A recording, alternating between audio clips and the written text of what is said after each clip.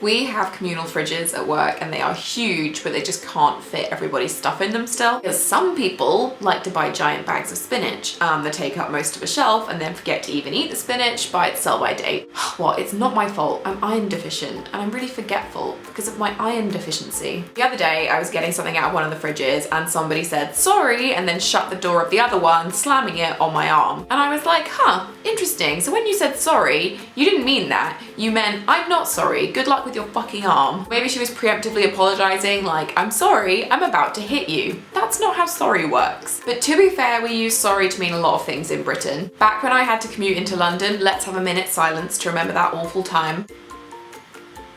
God, can you imagine? I would normally get a seat because I caught that train for 9 months, and in that time I adapted like early mammals and I reinstated the law of natural selection. Well, I got there early and I selected a seat and would not give it up. Except for old people, people with disabilities, tiny babies, pregnant people carrying tiny babies, and maybe a cute dog if it looked really tired. And then when I got to my stop, I would have to get up and fight my way off the train because nobody understood why you'd be getting off at a stop that wasn't theirs. I didn't even know there were any other stops. And the entire time that I was squeezing down the aisle, I would be saying sorry. Like at least 8 times in this 1 minute process. It was ridiculous. It was like a comedy sketch about stupid British people. Sorry, oh, sorry.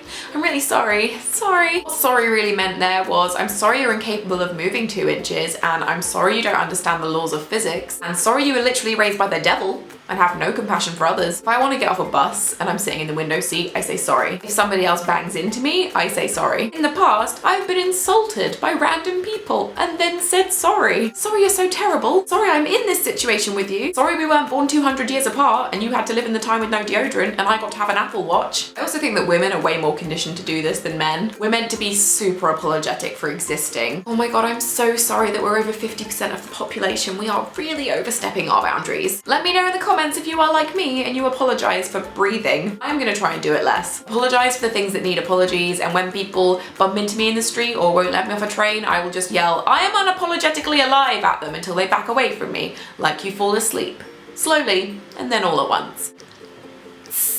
Stop. Q&A time. Before we start the Q&A, I'd like to address one very obvious Q and A. The Q is, where has all your hair gone? And the A is, the hairdresser stole it. I turned 23 on Sunday and I decided that it was time to be an adult about my hair. I hadn't had it cut for about 9 months.